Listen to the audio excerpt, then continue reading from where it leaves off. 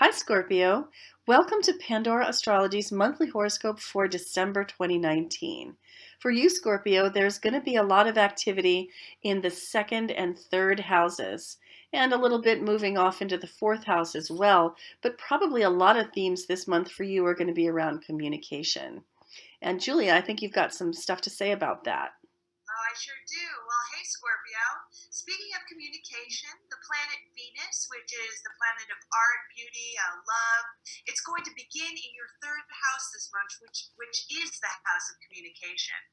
So this is actually a really excellent opportunity for you. If you have to do any type of negotiating, if you need Mm. to do any type of diplomatic work too in your own personal life, because Venus is such a peace-loving planet, so it's really good for smoothing over any communications that may have gotten ruffled along the way, maybe even in the last retrograde.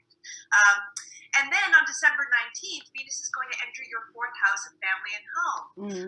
So home is going to be a place of pleasure for you around that time. You might not feel like going out on the town and eating at restaurants or going to clubs. You might just want to snuggle at home, Netflix and chill.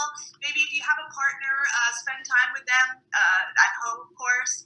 And then Mars, which is the planet of activity and the planet of drive, it's going to be in your first house of self all month. And this can be a really good time for asserting yourself in general. And you may really have a good sense of knowing what your rights are and how to sort of stand up for them within confrontations. But it can also be a very conflict prone time as well, because Mars is a combative planet. So you might be a little bit more pugnacious than usual all month long, which is kind of nice that Venus is in the third house at the same time to maybe smooth over those communications. Mm. And then Mercury enters Sagittarius on December 9th in your second house, and that's the house of money and values. And since Mercury is the planet of communication and mentation, it means you could be spending a lot more time thinking about what your values are and maybe even defining them more clearly.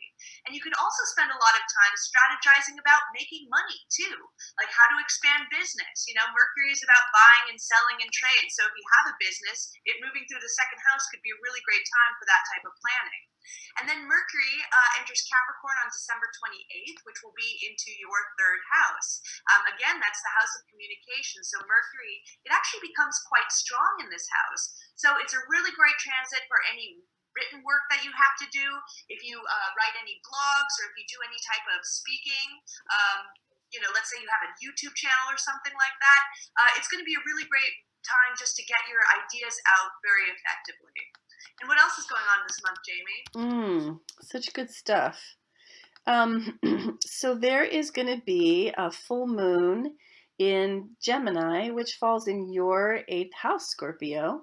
And I've been talking about this full moon, and Julie and I made a video about it, so you can watch that full moon in Gemini video in the December news playlist. But what I've really noticed about it is that Neptune is here in a square with the sun and moon during this full moon. And you might know that full moons are times when emotions tend to run high. It's like a high tide emotionally, you might say.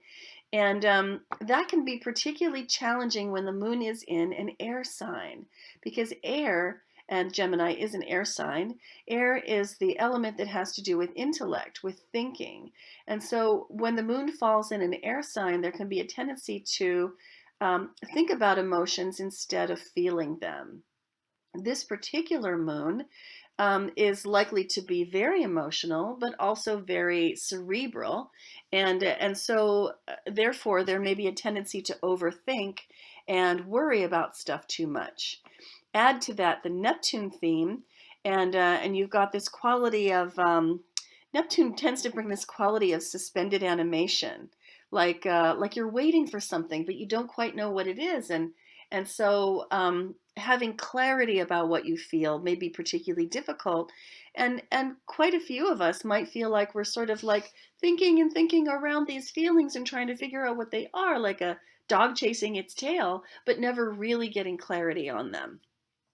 When you add to that the fact that for you this moon is going to fall in the eighth house, then there might also be a tinge of paranoia in that as well. And you may be like, well, I'm trying to find it out and I'm ferreting it out and I'm digging into it. I'm like looking under the surface and I'm trying to sort out this puzzle, but I just never seem to land on exactly the information that I need to make me feel better. And so if that happens, just take a chill pill. This moon lasts from, I think it peaks on the 11th, right? And so you'll feel it from the 10th to the 12th. And if you need to just chill out during that time and not get over involved and too in your head about something, maybe that's what needs to happen, and it's okay. All right, so then later in the month, and really just in time for Christmas, for those who celebrate it, we have got a new moon, which is also a solar eclipse. And that falls in Capricorn, early in Capricorn. And here's a slightly better view of it, even though that's the 26th. There's the moon in Capricorn with the sun, and also Jupiter is snuggling up between them in this giant puppy pile of Capricorn placements here in your third house of communication, as Julia was talking about. Now, a new moon is a time of planting seeds. It's a time of rebirth, of starting over. And when that new moon is also an eclipse, it's going to be a solar eclipse. And eclipses are times when we are forced to look at our shadow. A solar eclipse, in particular, is a time in which that shadow may manifest itself in something physical that other people can see and experience, something obvious. This is as different from a lunar eclipse, which is usually more emotional and more internal. That's where we see our shadow. So a solar eclipse can be rather dramatic.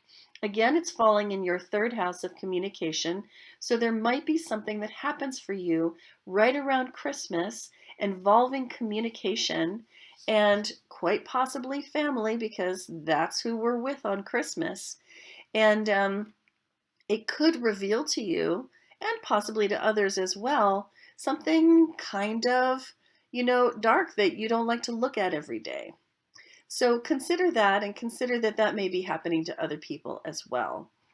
Now, there is a saving grace, which is Jupiter's presence in this eclipse. And Jupiter brings luck and opportunity, all kinds of good things, positivity, hopefulness, even a playfulness and a light quality. But most importantly, Jupiter reminds us that no matter how dark it gets, you can figure out how to grow from this. You can figure out how to be bigger than this, how to swallow it, digest it, and make it a part of yourself instead of being swept away by it. So Jupiter brings a wonderful note of positivity and growth to this eclipse. And so I think we're all going to make it through Christmas okay. And so, it's birthday time. It's been birthday time, and it's, past birthday time for you, Scorpio, if Scorpio is your sun sign. And it's not too late to get a birthday reading to think ahead to your whole year. And if, especially last month, November, your birthday month, you were just too caught up in all of the stuff that was flying because of Mercury retrograde to even think about yourself and get your birthday reading, it's not too late. So I would recommend that. If you're thinking about a reading, a solar return reading would be the right choice to find out what's coming down the pike this year, and how can you prepare for it and get the best out of it. So yeah, that would be a pretty good recommendation.